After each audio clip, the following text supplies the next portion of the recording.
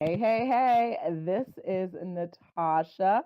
I am speaking with the amazing Indigo of I love your business, the Conscious Business Leaders TV, but you also have your own business that's called Awaken Business Consulting. So Indigo, tell us, who are you? How did you become the woman you are today? Well, hi. It's great to be here. And to answer the question about the path to this point, it was really very much a winding road. When you know how in college, when you're graduating, the career department will often talk to you and they'll give you tests and things like Myers-Briggs and try to assess like what kind of career is good for you. And Mhm. when I was given those tests, they basically were like, well, indeterminate. Oh, we can't see interesting. we can't see anything that's really right for you. And so it was like, I guess you'll go to law school because that was how it was back then. It's like if you were in Mm. college and you were more verbal, but they couldn't figure out, it was like, I'll go to law school. And if you were in college and you were more like, towards the sciences and math, they'd be like, oh, you need to go to medical school. And that was it. Like there, or maybe Mm. accounting, maybe, for some people they would do accounting. And that was really like how these very narrow lanes. And it's because the things that I wound up doing many years later that really gave me a chance to express who I am through work hadn't been invented back then. They weren't really being done. They weren't Mm. industries, you know. Gotcha. Okay. And so I guess what were the steps that you took to be Indigo Ocean? Like how did, and I also love your name. It's just a beautiful name. Just to let everyone just hear that Indigo Ocean. I think that's gorgeous. It should be like a poem or something. Do you do poetry too? I don't. Okay. So I would say that the turning point for me probably came when I'd worked really, really, really, really hard for so long. Like really, I worked 7 days a week. Like I never stopped working. Like only when Wow. my brain simply could not function anymore would I finally like take a break for an evening, right? And that went on for decades. And so Mhm. then finally, I got to a point where I'd been doing all this work and I'd been trying so many things, but nothing was really happening. Like everything was kind of halfway happening. And I just gave up. I just got so exhausted. And I couldn't think of another, move to make it all Mhm. work better. I certainly couldn't work any harder. And so I Mhm. just saw this is not working. And so I sold everything I owned and Mhm. I moved to Bali. And I Wow. lived there for a year.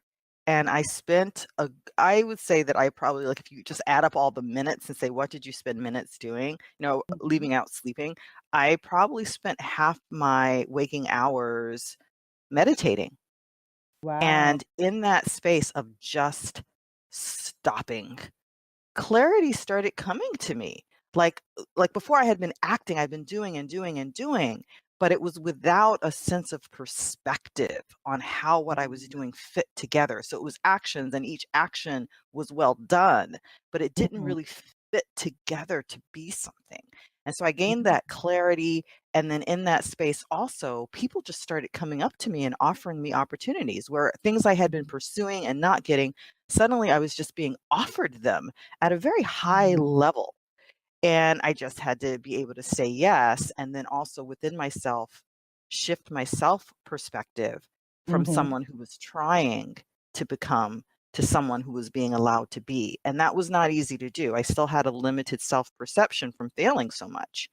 But Mm. and some of the amazing opportunities I had, I could not get myself to show up for because the Hmm. gap was too big. Right. Wow. Okay. But I showed up for enough, Mhm. and that started moving my life forward. And then after that, it was a series of successes. It was just I still had a long way to go. I still had to build, but I Mhm. began building. I began incrementally building until within the midst of that, all of that, I had already gotten a master's in counseling psychology. So at one point, I moved to Hawaii, and I was able to work there as a master's level psychotherapist in the school system, even Mhm. though I'd never gotten licensure. And so I Wow. worked there in counseling for some years. I was there, I guess, about 5 years. And then wound up moving back to California, where I'd gotten my Mhm. master's. But in California, I could not work as a psychotherapist without a license. And so I had to Mhm. decide, am I going to get a license to stay in this field or am I going to change fields? Mhm. And I took a temp job, and that temp job wound up within 7 months leading to my being hired by a business consulting firm. And they Ah, taught me how to do business consulting. okay. And that is really what set me off on that path, because I could no longer, I'd already gotten to a level of professionalism where I expected that out of my life now, but I Mhm. couldn't do that career anymore. I had to change careers. And so I just kind of naturally transitioned into something that used some counseling skills, but where I had to Mhm. be trained to apply it in a business context. Okay. And as a business consultant and for your business, Awaken Business Consulting, what do you primarily focus on?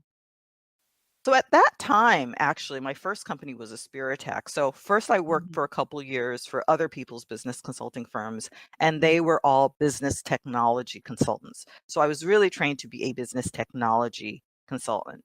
And so my Okay. first business did business technology consulting. So we would go in and we would look at what a company was doing and look at what their goals were. And then we would design a solution that used technology to change the business. And then we would implement that technology, would help them buy it, and then we would implement it, and then we would retrain their workforce to do their jobs in this Oh, new way.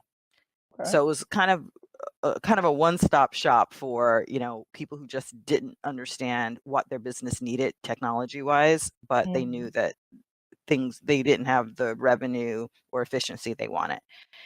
So I did that for some years, and that was really where I established myself. I would say Mhm. that when it comes to my financial success and everything that I've built, um, it really, that business was the basis of it. When Mm. you're working in that kind of a field, the projects are huge. I mean, I had some projects Mhm. that were nearly $1 million in Mm. less than a year. For just one project, and I would often have like 8 projects. Well, not often, but I would sometimes have as many as 8 projects going at the same time. And so then, Wow. yeah, that was a lucrative business, Mhm. and not too difficult. I mean, I was probably working maybe 20 hours a week. There were times when I was working even less than 20 hours a week at that. Beautiful. That is Yeah, wonderful. Yeah. yeah, it was pretty great, and then in the process of it, I also came up with ideas for some passive income where I wasn't really looking for passive income. It was just a natural outgrowth of what I was doing. I would have a Mhm. client who would need a certain technical solution over and over again with just small adaptations. And I would Mm. think, "Hey, if they need it, other people probably need it too, but this is ridiculous that we're hard coding this every time. We should Mhm. make an app.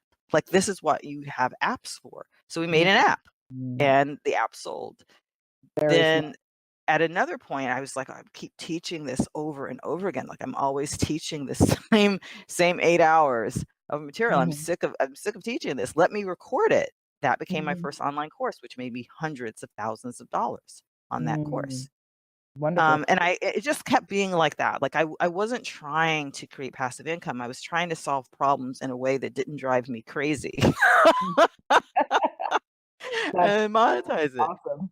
So what happened though, after a few more years, after from when I started that passive income stuff, after a couple of years, I was Mhm. making enough money from it that I didn't need to work anymore. And Okay. so, yeah, but here's the thing. So here's where Awaken Business Consulting came from. Because when you get to a point, well, at least for me, like I came from a very poor childhood, right? I was a Mhm. poor kid, but my favorite game was Monopoly. So I liked money. I just didn't have any. Mm.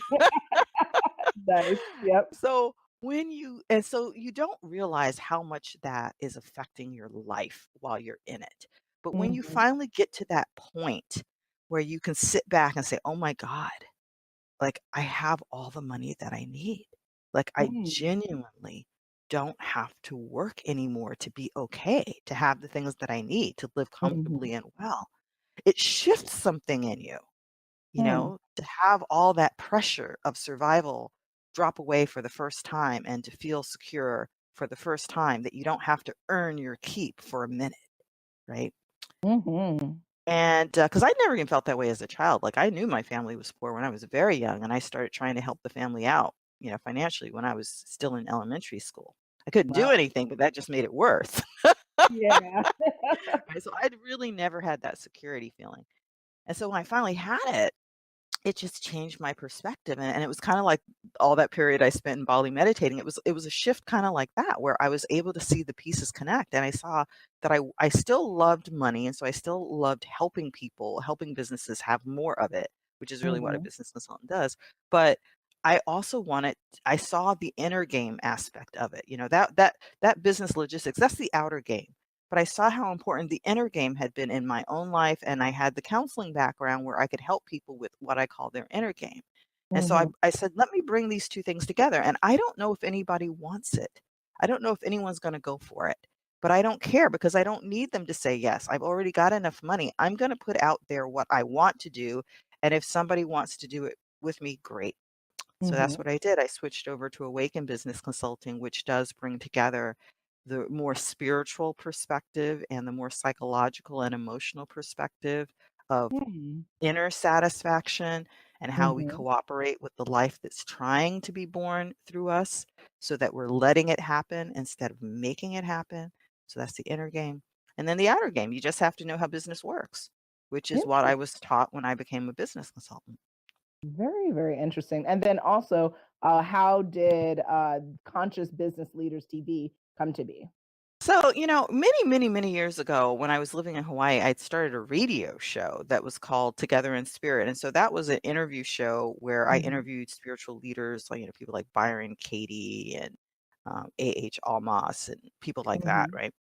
And it was a very popular show, but I didn't really have the support. Like I didn't have an assistant and I was just trying to do too much at the same time. So I had to let it go, but I knew that I had had a lot of success with it. So it was always in my mind that someday I'd do something like that again. And then this platform came along called Blab, which is no longer in existence, but at that time it came along and it had this format of where you could interview someone and then you could also have people like guests in the audience come on and join the conversation and for part of it. And I thought, oh, this is so me, like this is so perfectly what I want to do. So I started a new show and at that time my focus was on, again, uniting a spiritual awareness and which includes social responsibility, because that's simply who we are when we really tap into our truth. We care about the whole world and all the people on the planet. And so that came that was really salient for me. It was around the time I was starting Awaken Business Consulting. And so having it be about conscious business, not just about making money, but about fulfilling ourselves at that deeper level in terms of our mission in the world. And then I wanted to interview the people who were the leaders in that space, just as with Together in Spirit, I was interviewing spiritual leaders. Now I wanted to interview people who were really doing something, bringing consciousness into business. And so that's what that show was. I haven't actually recorded that for a while. I've just got so many things. Yeah. But I've kind of kept it up there because it's just this body of knowledge on how does success come about when you want to not just succeed in business, but have it be a conscious business. Do you feel like there is a bigger trend in our society for businesses moving towards that direction with like companies that are trying to not only be like green, but think about the social impact across the world? Yes, definitely, definitely. And when you Mhm, look at companies like Patagonia, like they're like the mhm, poster child of that. They will turn down money, big mhm, money, because they don't think that the company that's wanting to buy from them represents their values, and they don't want their branding being shown in relationship to a company with those values. mhm. That's what you call living your principles, right? Interesting. And they have a board of directors that supports them in those decisions. Like they've taken the time to assemble, because sometimes you can have a CEO who thinks that way. The board will fire that CEO because they say, look, your responsibility to the stockholders is only about more money and more money Yeah, now, right? And yeah. there are a lot of businesses that are ruled by that mandate. They don't have a choice. Mhm, But thankfully, some businesses are making it a priority to assemble a board that has those priorities itself, or they're forming as B corporations where part of their charter is social good, not just financial profit for the shareholders. And that mhm, creates an opportunity where things are able to start shifting. And then people who already feel a certain sense of security are able to tap into their desire not just to make money, they're able to reach for more because they have enough security. When you feel insecure, ideas like these are like, I don't have time for that, because you don't mhm, feel like you can afford to care about anybody else because you don't feel like you're okay. mhm, mhm. Now, being that entrepreneurship was a journey for you that really provided a lifestyle and a sense of security that you were looking for in your life, do you feel like that is definitely one of the avenues that people should consider when it comes to kind of building their own wealth? Is like entrepreneurship the key to that, or is it a Well, combination? to me, oh my Mhm, gosh, like if I could get all my nieces and nephews to all be entrepreneurs, I would be so happy. Um, mhm. I've only gotten one of them to go down that path, but Yeah. um, yeah, I personally feel like in terms of freedom and Hmm. upside potential, where your activities serve your wealth, not to create Hmm. somebody else's wealth. I think there's just nothing like being an entrepreneur. I mean, I'm also really into cryptocurrency. Let me just tell you, I gotta fess up to that. Um, Very because nice. I also really believe that there's something important about a system of value of how we get access to money that we need to live that Hmm. isn't just about earning your keep.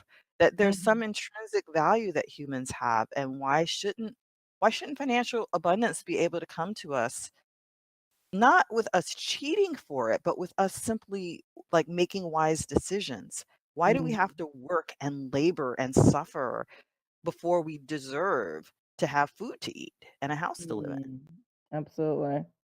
And when it comes to your journey, how has being a woman and being a person of color affected it in on the good side, on the bad side, everything in between? Yeah, I think that certainly it's made it a lot more challenging. I think that expectations of a person have a huge determinant on what they achieve. And Hmm. so when everyone around you has lowered expectations of you, or they're cynical of when you're even defying those low expectations, they're cynical about it, then it always creates an extra hurdle that you're always having to find, you're having to be your inner resource. And the younger you are, the less of an inner resource you really are because you don't know who you are. You're learning who you are from the world around you. So that Hmm. was something definitely to overcome. And then once I was even succeeding in my business, which, really it was a woman who really gave me a leg up, who was that turning point in my business going from making, some five figures to making six figures. It was a woman Hmm. who gave me that opportunity. And Wow. but then she left the picture and it was me and all men. And Mm. that was when, like, I think a combination of sexism and racism wound up having a very huge effect on my business. I mean, I was fortunate that the passive income kind of kicked in at around that time Hmm. because my largest project, my largest client, like my two largest clients, actually, now that I think about it, were both lost simply because of, a combination of racism and sexism. Wow. The clients, I had a project manager who's a white man, and the clients decided to try to hire him out from under me and cut me out of the deal. Wow. Now, thankfully, he was ethical, so he didn't Hmm. go along with it. He told me, but then I lost both those clients. Mm. That's And that was insane. recurring revenue. That was recurring revenue of close to a $500,000 a year. Wow. Yeah. And then what were your steps just so people can learn kind of how to rebound and deal with, scenarios like that? Well, it just so happened that, I don't know if I could make it prescriptive just because Mhm. it just so happened that that occurred at the time that my passive income was kicking in. And Okay. so I realized, oh, fuck this. Excuse me. Gotcha. Gotcha. But so if I really had needed to Mhm. kind of keep going down that path, I don't actually know how I would have adapted to. Well, okay, I know one thing I would have done actually. One thing Mhm. I would have done differently that I realized in retrospect I should have done differently then is even though, like I said, I was only working like 20 hours a week, so I certainly had the time to be both the business owner and the one who sent the invoices and, sent the billing reports and answered any questions about that. I had the time to do it, right? Mhm. But I shouldn't have done it. I should have had more of a division of labor so it felt to the Mm. client more like I'm not expected to do anything other than the fact that I sold your project. And if there's anything wrong, you talk to me, but for day-to-day stuff, you should be working with other people. I should have done it that way. And Oh. that would have made them, because I think they got to a certain point where they were like, well, why are we paying her all this money when all the work is being done under this guy and the people who are reporting directly to him. And we ask her a question about the intricacies of what's technically happening on the project. She has to ask him, why is she there? Right. But they shouldn't have been asking Mm, me in the first place. I should have like made it clear that after I sell this project, you don't talk to me unless you're complaining about your project manager. gotcha. Gotcha. Okay. And with the value of passive income in your life, I guess, what advice do you have for other people to be thinking about that? I mean, it kind of sounds like like you kind of fell into having that opportunity like thrive for you. But now with hindsight, like how would you have approached passive income opportunities differently? And what, I guess, advice you have for that?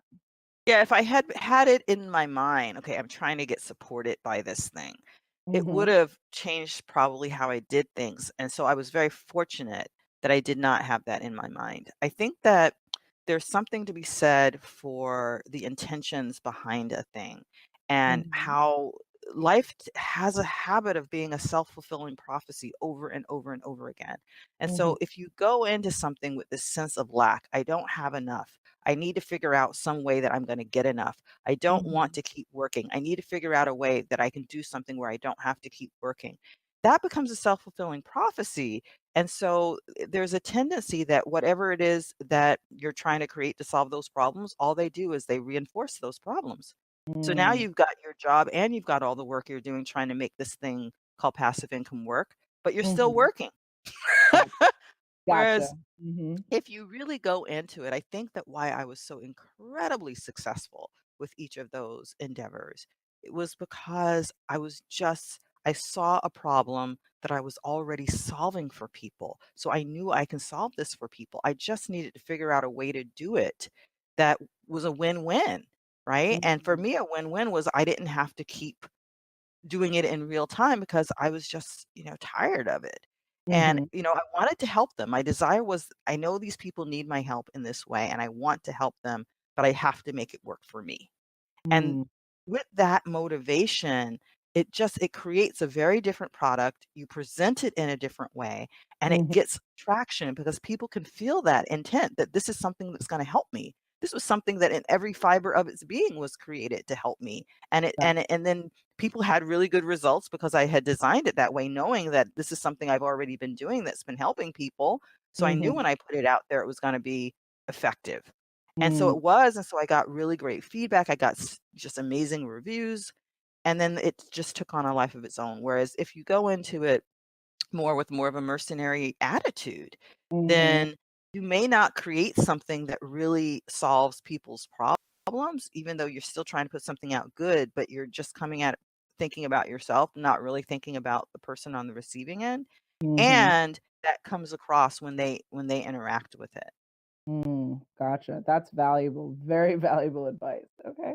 So you mentioned, which I thought was interesting, and I'd love to kind of focus on the Sisters on Fire piece of everything, right? We're speaking because you obviously are very successful, but also very insightful and very in tune with being just amazing and unapologetic about who you are and what you do and what you're passionate about. So, to be a part of the Sisters on Fire series means that we are recognizing you for your amazing work, but first and foremost, when you hear the term sister on fire, sisters on fire, what does that mean to you?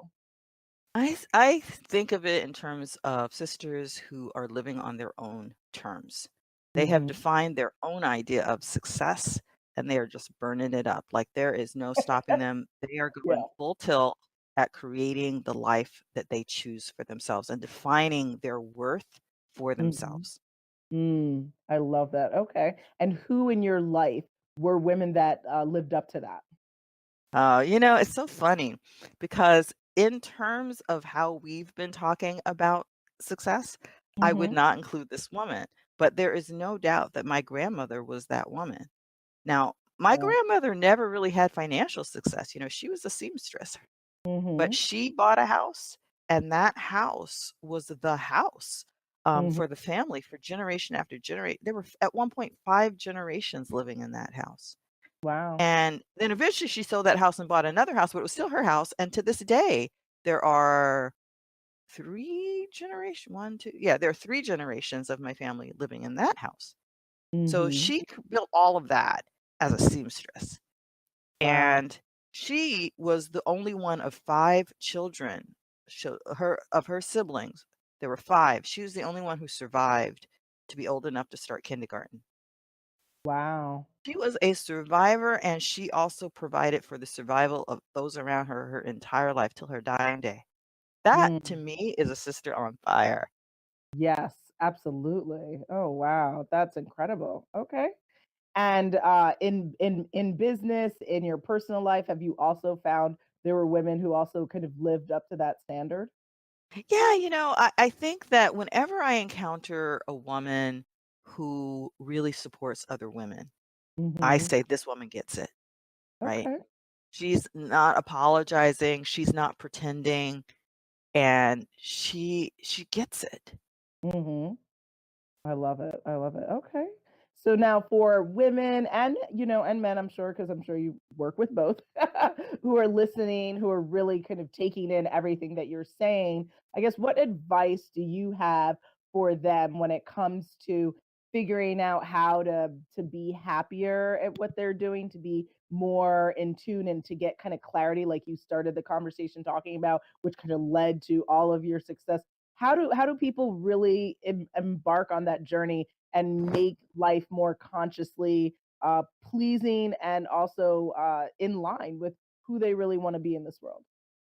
Yeah, I think that I would really frame it in that lens, I was speaking of earlier of the inner and outer game. And I would Mhm. say, I'm sure you're working on your outer game. I'm sure Mhm. you're learning, you're taking in new information, you're applying it, and you're getting better at it. And that's exactly Mhm. what you should be doing. But you Mhm. need to do that on your inner game too. You need to work just as hard at taking in new information, applying it, and getting better at it, watching your results and adjusting accordingly. Mm. And a really simple thing that I would say for people to do on the inner game just to, get started. If you don't already meditate, if you do meditate, just realize you're already doing the most important thing you can do right there. Mhm. But if you don't meditate, don't try to say, okay, I'm going to start sitting down twice a day for 20 minutes and watching my mind. Mhm. That's too much. That's too big a Okay. leap, right? But can you pause and just notice your breath for 3 breaths? Just it's Mm. coming in, it's going out. Just Mhm. 3 breaths. Just notice that, a few times a day. Every once in Mhm. a while in the middle of your workday, you think about it and just decide, I'm just going to watch my breath for 3 breaths. That Mm. pause, you will get more done in the day. You only need to get yourself to do it for a few days because very soon you'll start realizing that your work is better and that you feel better immediately after you do it. And so you'll simply want to do it. You'll be wishing, I wish I could pause right now. Unfortunately, I'm in the middle of this meeting. Gotcha. Right? But you'll wish you could because you'll Yeah. start seeing, "Oh my gosh, I perform so much better and I enjoy my workday so much more every time I'm able to kinda do a reset." Mhm. I love that. That's amazing. Okay. You made me literally want to do that as you were speaking. I'm like, can I can I learn to be more mindful about my breathing? That's amazing. Oh man. Okay, so Yeah. then I guess the next question I'm sure everyone is really going to be thinking about is how can people get in touch with Indigo Ocean? How can they work with you? How can they follow and prescribe to the wonderful content and information that you're putting out here in the world? And if you have something coming up, tell us all about it. Okay. Well, I would say that if you're interested in working on your business, like you've already got a business and you're really trying to increase revenue and you want to work one-on-one with someone Hmm. who's going to like give you assignments to do and really guide you step by step through getting that Hmm. done. Or if you're getting ready to start a business, but you still want that same kind of really guided help in your doing it, then definitely go to awakenbusinessconsulting.com, take a look around and if you find something that appeals to you on there, then submit the assessment, schedule a conversation with me, and let's see if we can plan something out. Okay. Hmm. If that kind of one-on-one, like let's get it done over the next few months, like hand holding experience is not what you want. If you really want more of a group experience, if maybe you actually have even a career track, you could be on a business track or a career track, but you really want to dig into this idea of working on both your inner game and your outer game, and Mhm. bringing in the legacy of oppression from and persecution. And if you know this, so this latter one is only if you're a person of color. I forgot to say that. So the first one could be anybody.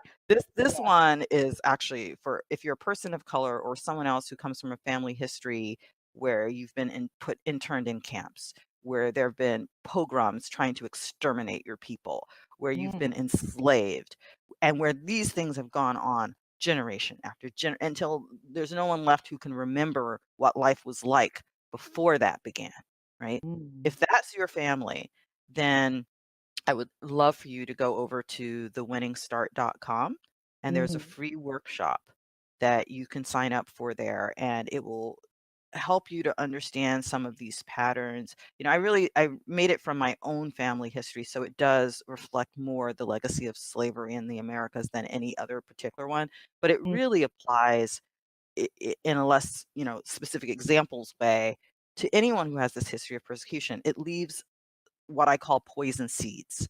And those mhm. poison seeds keep propagating from generation to generation until we learn to uproot those poison seeds. And so it's a workshop that guides you in about 45 minutes through starting to make some progress with that. Mm, I love it. Oh my gosh.